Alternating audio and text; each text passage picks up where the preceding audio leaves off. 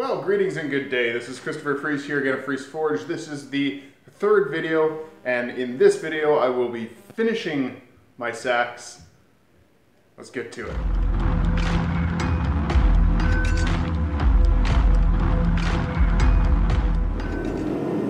Welcome back. It's almost time for this blade to be born, but first we need to heat up the oil we'll be quenching it in. And then we need to normalize.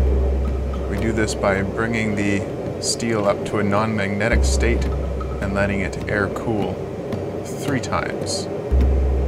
This produces a tighter grain structure and a better knife. It also helps prevent major warpage in the quench.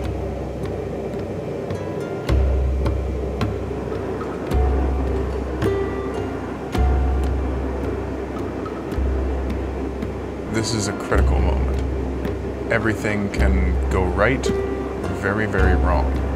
Very, very quickly. All of my work could be ruined. Fortunately, it goes very well. There's a slight bit of warp. That's to be expected in a longer blade like this. And I'm just using the post vise in the few seconds that I have to be able to correct just the ever so small bits of warpage that had come out of the quench. Now we're straight. Isn't this a beautiful sound?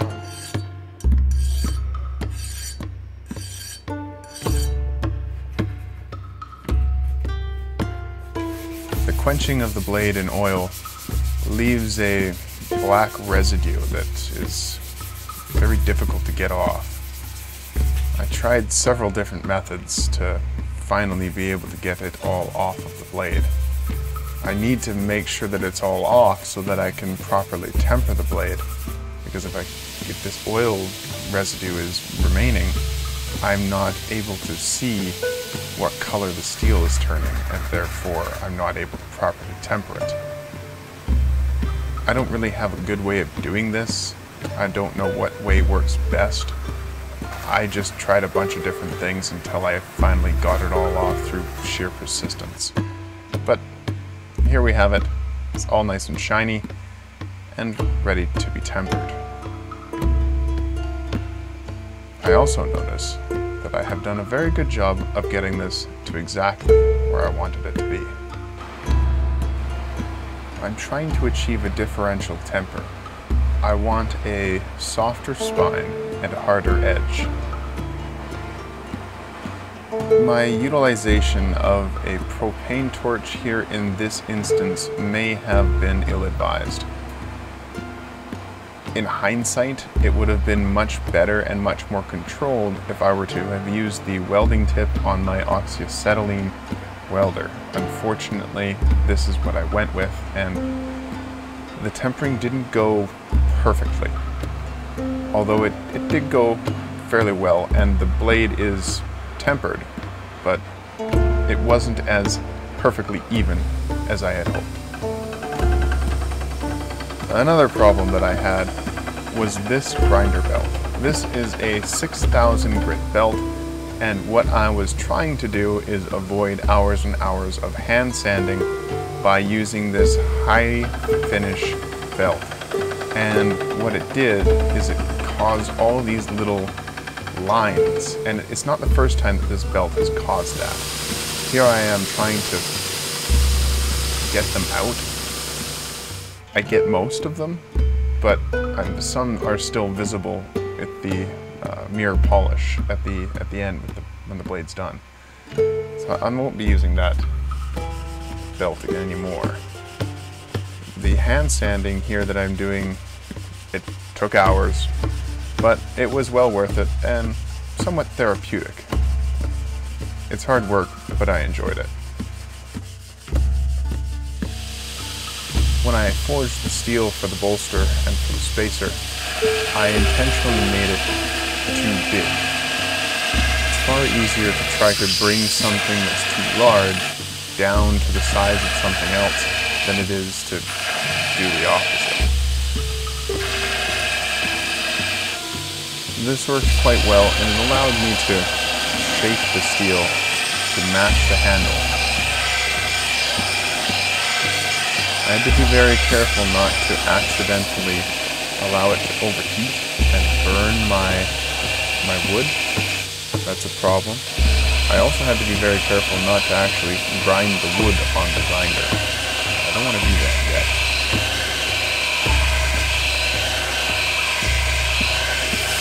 Now it's time to grind the wood on the grinder.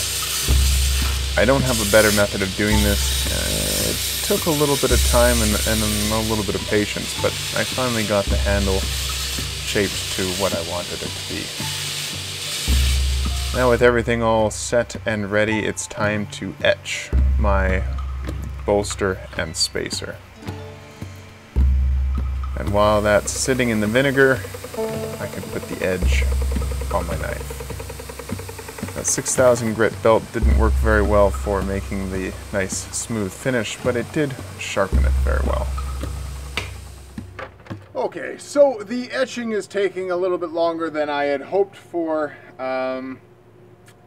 Vinegar just is not strong enough. And I was on my way to head off to the hardware store to pick up some real acid when I came across an old battery that's been laying around that I've neglected to throw out. Sulfuric acid, diluted and contaminated with lead though it may be, should do the trick. So here we are outside, and kids, don't do this at home. Don't take apart batteries. It's not the smartest thing I've tried to do this month.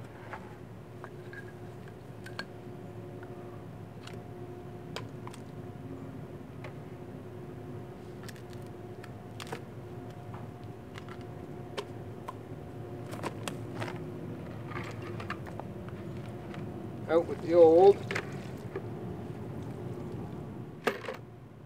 Holding my breath.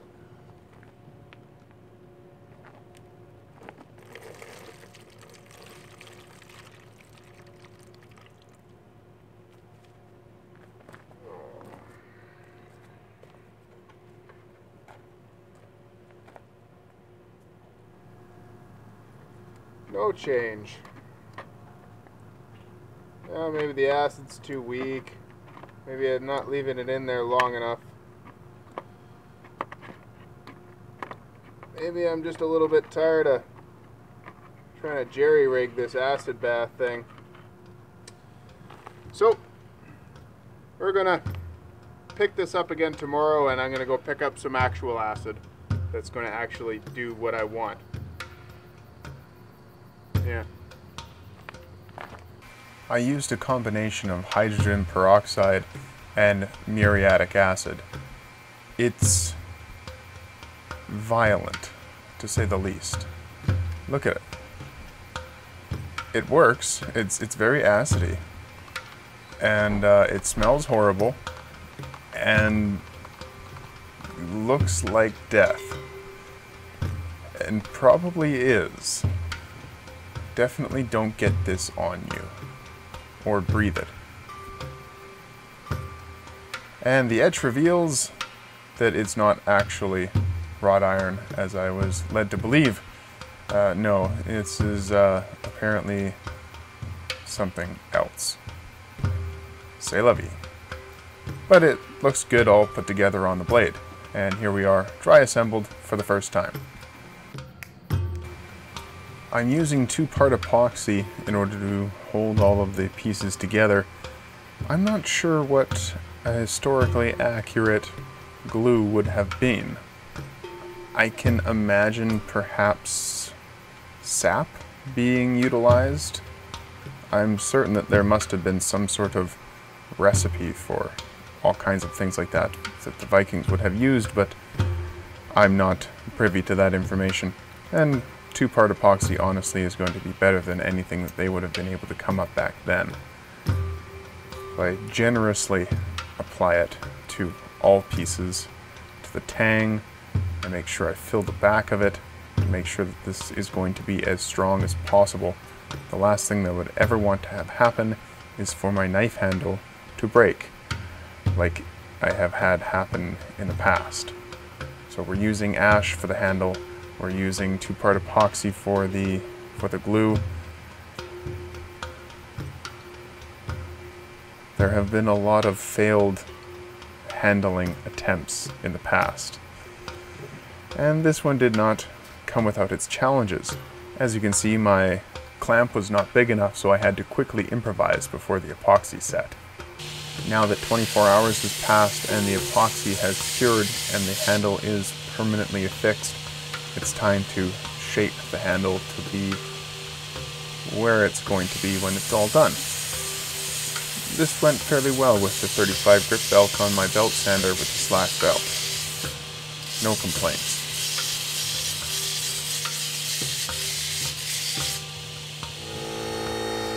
I was not satisfied with the fit and finish between the bolster and the wood, nor the spacer in the wood either. It was pretty good, but it wasn't 100%, and because it's not perfect, it's not good enough. So what I've decided to do is to remove a small bit around where the bolster would connect to the wood, and fill that in with a blackened epoxy. It worked really well, and I'm very happy with how it came out. It provided some greatly needed, in my opinion, aesthetic appeal, and it also helps with gripping of the knife. You're gripping on a little bit of rubber there. It's nice. It works well. It's just not historically accurate. This is to be a representation of Hymir's bait knife. So, we of course have to put his name on it.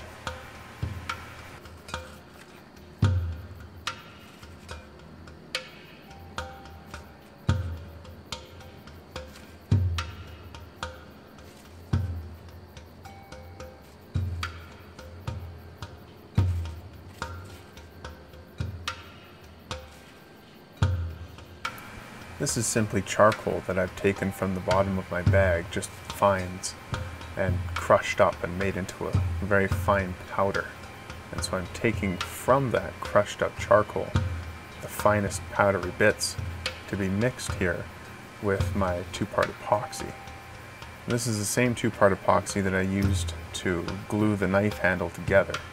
Well, hopefully it'll add a little bit more strength to the knife. I don't know if it will, but it's certainly not going to hurt. I'm very pleased with how well the black came through with this. The two-part epoxy sets in about 8 minutes, so it doesn't give you a whole lot of time to be able to get everything in and on. But I'm very pleased with how it looks. Save for one thing. It's full of all sorts of tiny, tiny, tiny little air bubbles. I don't know how to make it so that that doesn't happen. If you have any suggestions, please leave a comment and let me know.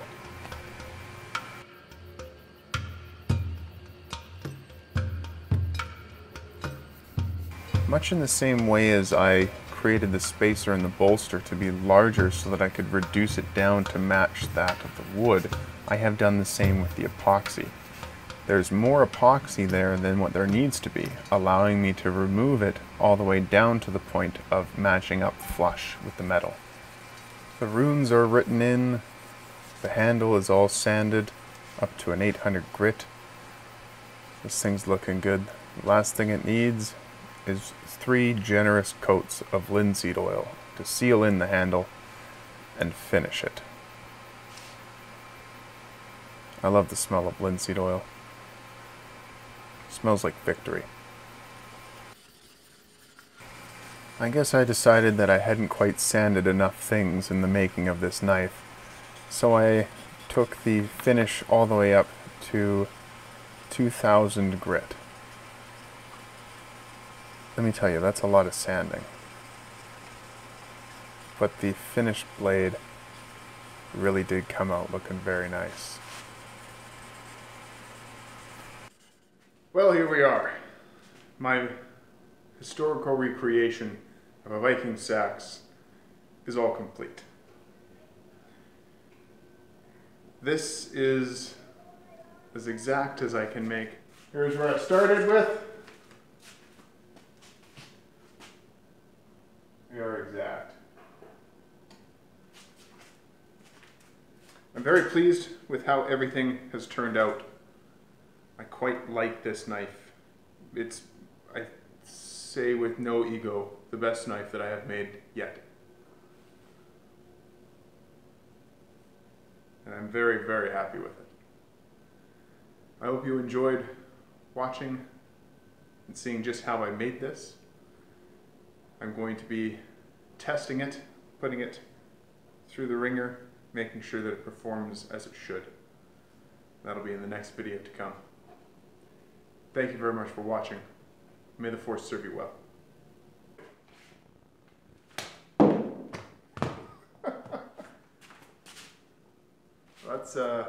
That's pretty clean.